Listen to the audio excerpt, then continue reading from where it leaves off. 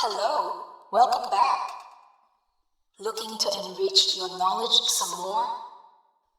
Let's see if I can find another suitable entry. Searching database.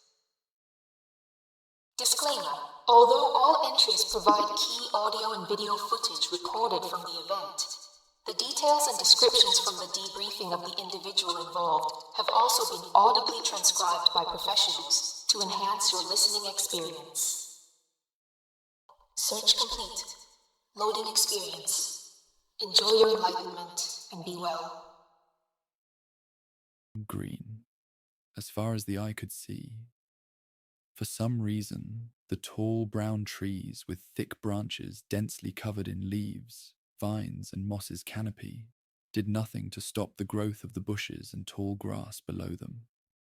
The forest was so overflowing with vegetation, it made it impossible to see long distances. So, I decided to climb one of the larger trees to get a better view. While ascending the tree trunk, I noticed something eerie, so once I found a branch strong enough to support my ripper, I did a quick info scan of about a mile in every direction. And just as I feared, the type of vegetation that grew here did not bear fruit.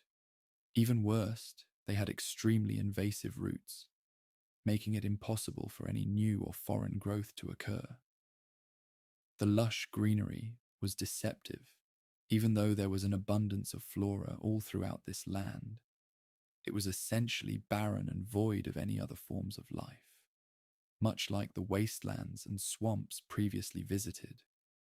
It turned out that the same phenomena that lead to earthborn humans growing neural radiation glands also mutated this ecosystem, causing the flora to be aggressive to a fault. It was in that moment I understood why this wilderness, the Greater Appalachian Valley, was called no man's land. Nothing could survive out here, or so I thought. Because the overgrowth blocked my view of everything below the tree line. I couldn't identify what was causing the faint noises, but I could tell where it was coming from more or less. So I decided to activate my surveillance drone and take a closer look, while still a safe distance away. As soon as the drone got within proximity of the disturbance, I could start to make out large humanoid figures with wreaths on their heads in white dresses, running in the same direction, either playing a game or performing some sort of ritual. People? I engaged the stealth tech and accelerated the drone's flight speed so that I could keep up with them as they moved through the forest, without alerting them. They moved with so much grace and elegance, it was difficult to tell if they were running or floating. So I had to get a closer look, activating the drone's upscale feature. Genie, enhance the drone's image to max resolution. A clearer image showed the humanoids in question to have actual antlers, sprouting from their cervine-like heads. Genie, are these deer? They don't look like the images rendered in the holotabs. They are standing on two legs and they are wearing various types of evening and ball gowns. G3N13, aka Genie. The voice-controlled AI assistant software activated and answered immediately. No, these are not the mammals known as deer. They are slightly mutated earthborn humans, or slides. These slides, in particular, seem to have been spliced with deer during the time of their gene's mutation, probably due to living within proximity of them, causing them to have deer-like traits and behaviors. They should be of higher intelligence and capable of communicating. However, proceed with caution. Little is known about them except that they are very skittish. Then perhaps I'll just observe them.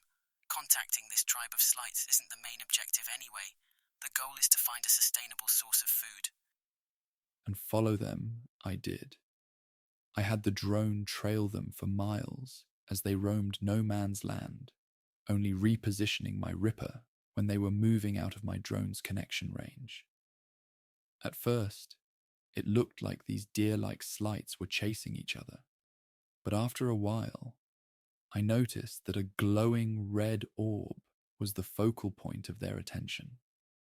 As the more mature and distinguished female slights dressed in more robust and decadent attire used their antlers to essentially play keep away from the young female fawn-like slights by keeping the orb in them.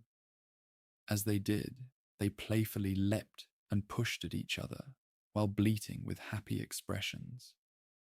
The young fawn-like slights were tenacious and moved so rapidly it looked at some points like they were generating electricity, but they couldn't keep up with their elders. Until a tenacious youngster bolts out ahead of the others with a newfound burst of speed, while pale wisps of light traced around her, illuminating her body. She leapt over the group of slights that were defending the red orb and snatched it right out of the holder's antlers. The crowd of slights cheered in celebration, as if the youngster had fulfilled some great rite of passage.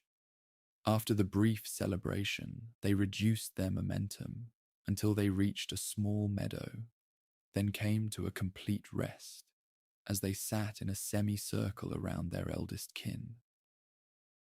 Genie, can you translate that? Identifying language. Yes, these slights are known as Entelecheia. They speak Entelechean. Enough of their language has been observed that it can be translated in real time with little to no latency, activating common tongue. As soon as the AI assistant said that, all of the bleating and clicking turned into modern-day English. Today is a glorious day. The younglings have completed their trial, charging headstrong into womanhood, all but ensuring that not only our kin but our kind survive the harshness of this world. Your generation of Entelecheia are so impressive that we have a legitimate claim to the title of protégé.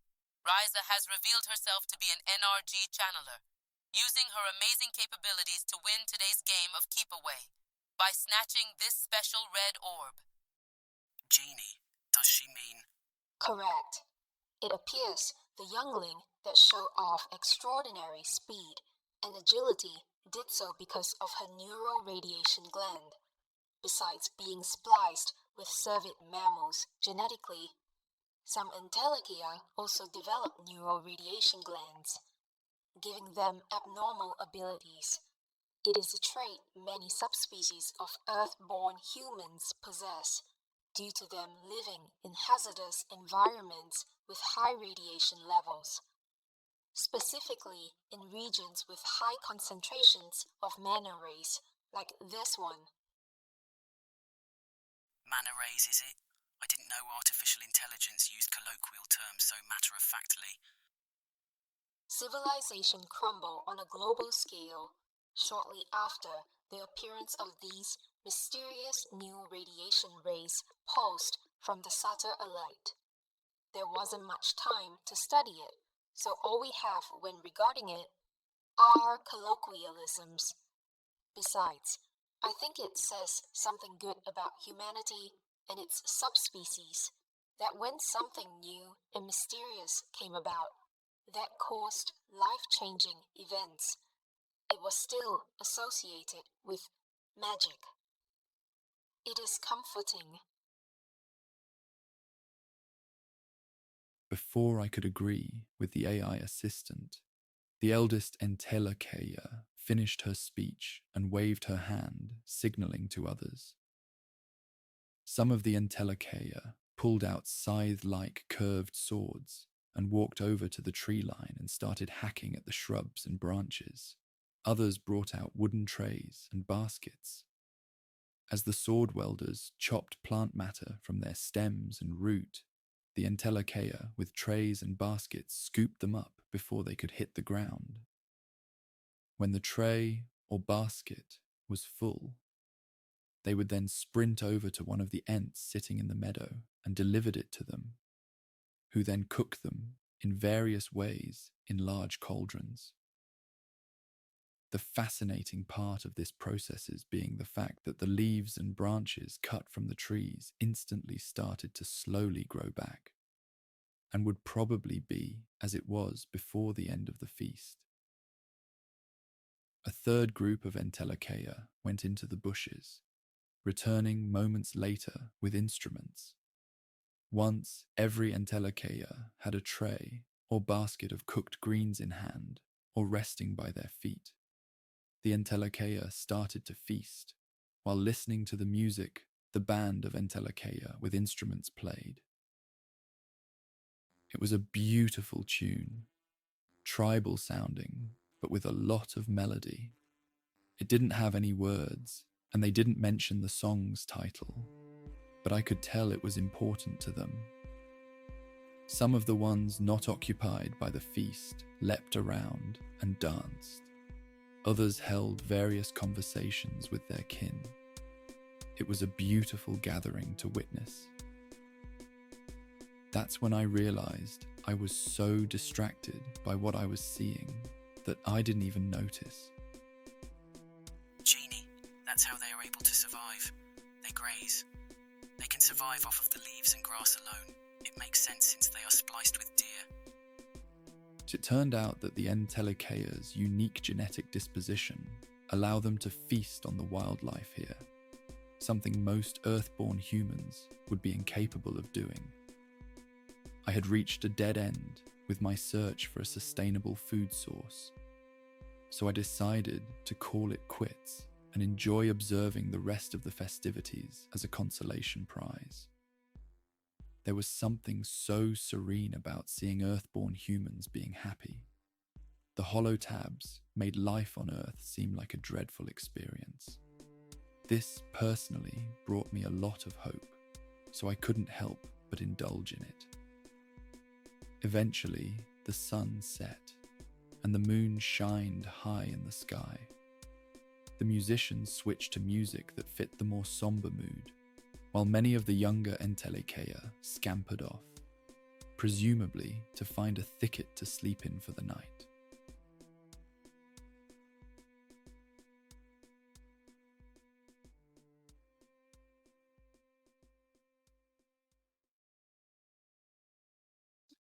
After a while, my eyes started to get heavy, so I decided to activate the Ripper's auto-return function, preparing to shut down the software. But before I could, the drone made a noise signifying a foreign entity, roughly 3 times the size of the average Entelekea, was hiding just out of the tribe's sight. Genie, should I warn them? This could be some sort of predator. You have been observing them, not the other way around. They might just as easily mistake you for a predator. Also, it might not be a predator. You haven't confirmed what it is. But if I sit here and do nothing, something terrible could happen. If you intervene, you could exacerbate things, cause confusion, drawing focus away from it. Before I could protest any further, a loud booming roar came from the direction of the foreign entity, putting a complete halt on the celebration. The Entelekea, now startled, either froze in fear or recoiled on reflex. The roar was immediately followed by heavy, intense footsteps, revealing the cause of the disturbance as it shortened the distance between itself and the crowd of Entelekea, specifically the elders. It was a large, hulking mammal, covered in thick yellow and black fur, sprinting on all fours. When it got within a couple of feet of the elder, it stood up on its hind legs, reaching a height of about 4 meters tall. Genie, what is that? I shouted while sliding down the trunk of the tree I was hiding in. The AI made a noise, indicating that it was cycling through its database, and I distinctly remember thinking, this is taking longer than usual, until it made a new sound. Warning. This creature does not match the profile of any of the specimens documented in the Lunarian database. Possible new phenomenon detected. Genie, I'm going. Track the creature and observe it. As I made my way to their location, the beast charged, heading straight for the eldest Entelekea. She knew the tribe would instinctively look to come to her defense, so she shouts, Never mind me. Protect the younglings. Get them out of here. and rapidly, the mature Ents lead the immature ones into the thick tree lines and away from the meadow. The eldest Entelekea stood her ground, seemingly to distract the large monster. She proved to be too good of a distraction, as the beast didn't pay any of the other slights any mind. Once it got within shouting distance of her, it did just that. The beast stood up on its hind legs and sent out a deafening roar so loud it caused a visual rippling effect in the air. The sonic boom travelled through trees, causing them to buckle, while the leaves and grass shook rapidly until it crashed into the eldest Entelekea with substantial force, knocking her back and onto the ground, bursting the red orb that she had been holding, leaving her covered in red slime. Queen Mother! Though a dramatic scene, the elder did not seem to be mortally wounded or even badly injured. That did not, however, stop the young Entelekea named Risa from angrily dashing at the large yellow beast after supercharging herself with her NRG channeling capabilities. Get away from her, you abomination! The protégé Risa crashed into the side of the large yellow creature, who was still recovering after expending so much effort performing that deafening roar, knocking it over and on to its back. It quickly rose back to its feet as the young Ent made another pass. As the Ent lunged at the creature a second time, it swiped its large paw at her, catching her off guard, deflecting all of her momentum, shooting her into the air. The Ent hit the ground, bouncing on all fours, intending to charge again, but the large yellow beast was more than prepared. It stood up on its hind legs and let out another sonic blast.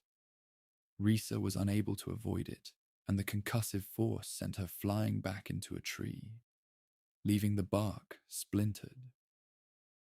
Risa was noticeably exhausted and was having trouble collecting herself. The beast, however, seemed like it was gaining momentum, even though its attacks seemed to take a lot of NRG to generate. And generate it did. Standing back on its hind legs, it inhaled deeply, preparing another attack. One the Entelekea probably would not survive.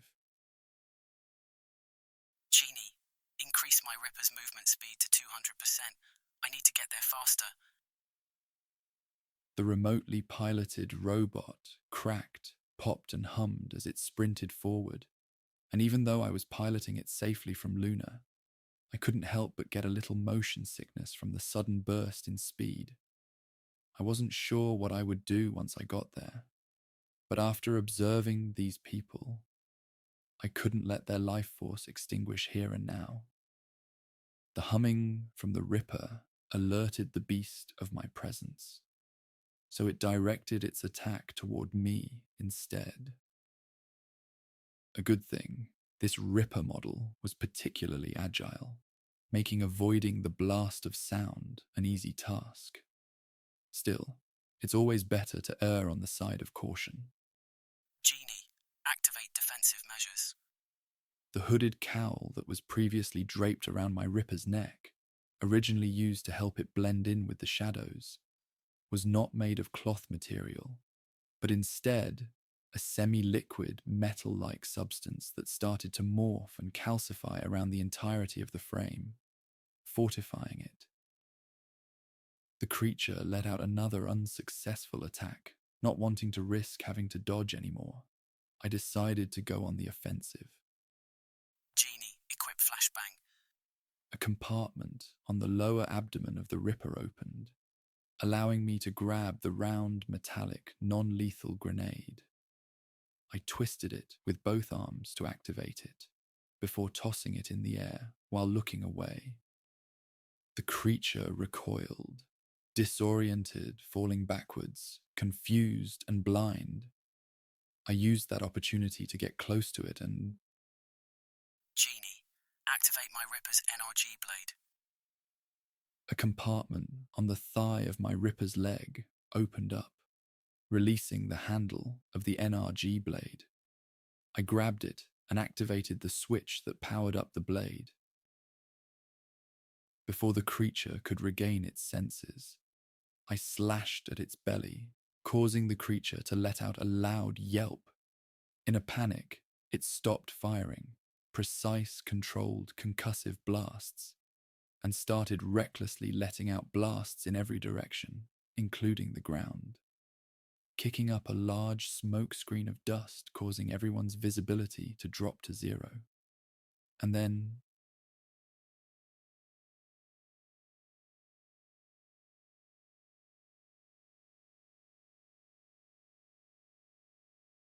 it was gone, leaving me and the now recovered young Ent staring at each other.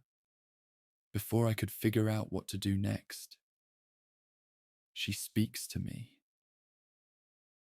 You are a ranker.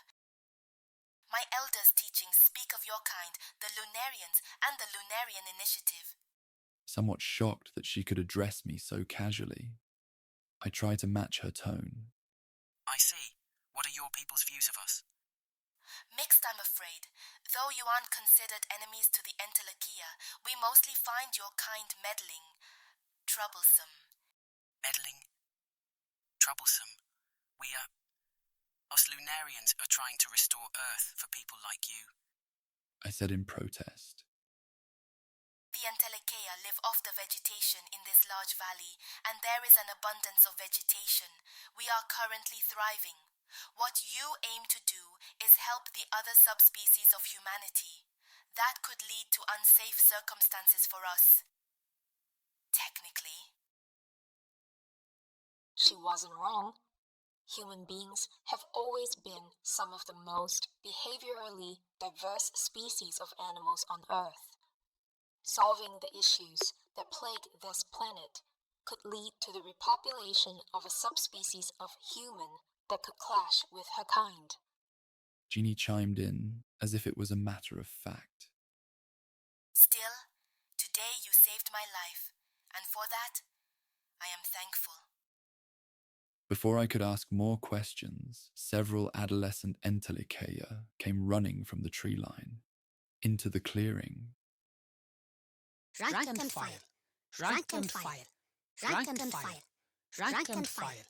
They chanted, clearly voicing their disapproval of me being there, as they approached me more aggressively. I decided to depart and head back to the surfacer.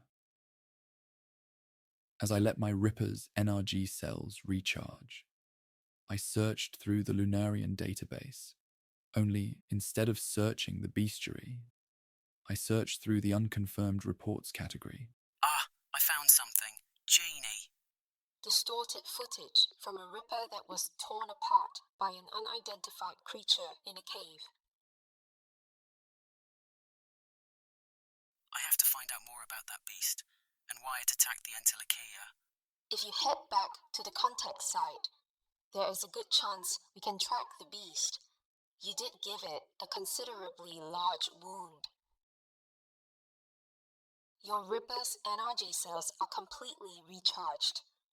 So that's exactly what I'll do. Back at the contact site, I used the drone to scan for the beast's DNA and NRG signature. I remembered to save and sample a portion of it before cleaning and storing my NRG blade. The drone has picked up a reading. It can't be detected by the naked eye. Adding an on-screen indicator.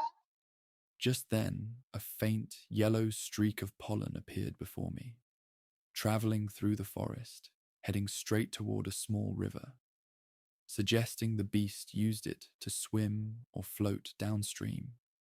depending on how much the injury hampered its movements. The pollen did not dissipate in the water. Instead, it sparkled and floated on the surface. After following the riverbank for a while, the trail of yellow pollen led to the mouth of a cave. But after viewing the footage from the unconfirmed reports, I hesitated to enter it. Finally, my curiosity got the better of me, so I did.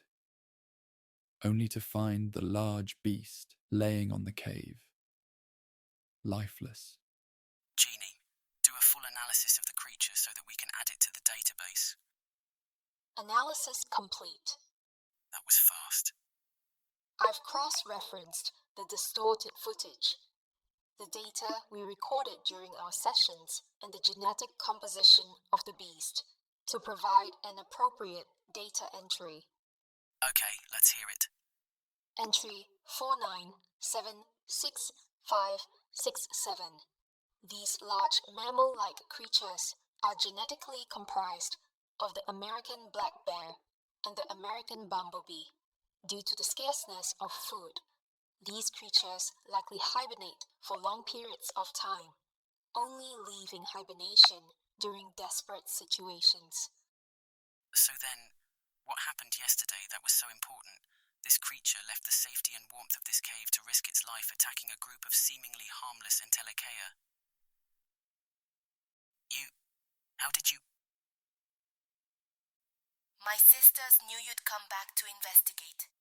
They said you wouldn't be able to resist learning more about it. So they waited for you to return and allowed you to use all of your tools because they knew you'd lead them to the beast. They refused to allow it to live after it attacked Queen Mother. I decided to run ahead with my unmatched speed to warn you, as a courtesy for saving me. I'm afraid they are too late. The creature has expired. I gesture over to the lifeless creature. This will make things a lot easier. She said, noticeably relieved. There's just one thing bothering me.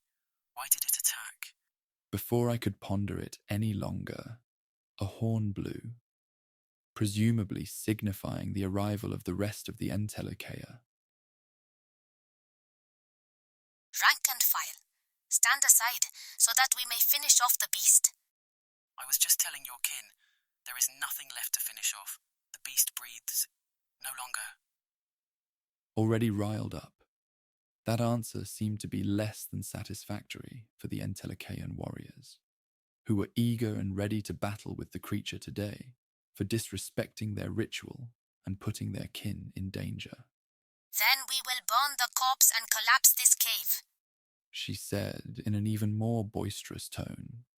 That's a waste of time and effort, especially since this creature was alone. I did not, in fact, know if the creature was alone. That was an assumption. I didn't scan the depths of this cave or even try to identify any other DNA or NRG signatures. Had I would have known that this cave did in fact have bumblebear cubs, and the noise that these warriors made upon arrival woke these babies up. Hark! There, look, the beast's kin. We will strike them down just as they tried with ours. The cubs just sat cooing, clearly too young to be able to understand the situation. But these ones haven't matured. There is no honor in this. Agreed. I tried to back Reese's sensible take, but the warrior showed me little regard, hissing at me as though I was a nuisance. For the future of our tribe and the transgressions their mother enacted onto ours, their lives are forfeit. The warriors all drew their swords and spears, readying them for combat. I did not want to activate my NRG sword. However, I didn't want to see these creatures' lives be taken needlessly. But who was I to come to their defense? I vanquished their mother. Luckily, someone came to my rescue. An unlikely ally. Seize your momentum! All of the Entelekea dropped to one knee, bowing their heads as the Queen Mother spoke again, this time in a gentle tone. Youngling, do you all know why we have the keep away ritual? The Entelekea looked up at the Queen Mother, all giving very reasonable answers. To prove we are strong, and we have reached maturity. To prove we are brave and ready to fight for our tribe. To prove that we are deserving of the right to be in this tribe. Wrong. The ritual was created by me when I was younger. As a result of my failure, I inherited the red orb from my mother, who inherited it from hers. I had planned to pass it on to Risa, but I thought I'd make a game of it. She paused to let them really take it in. The red orb was always secretly rumored to be an object known as a god spore. It could theoretically provide an abundance of food, once reanimated. However, for generations we were unable to figure out the process in which to reanimate it. Having given up on trying to, I created the game for amusement and to show off Risa's amazing capabilities. The Entelekean warriors had a look of shock on their faces when the Queen continued. Don't you see, my children? We have been blessed. The riddle has been solved, and we now know that these creatures can penetrate the god spore's previously believed impenetrable exterior. But Queen Mother, this creature not only tried to take your life, it attempted to end your bloodline. To be fair, I attacked it. And in retrospect, its initial attack wasn't directed toward Queen Mother, but at the red orb. Very good, Risa.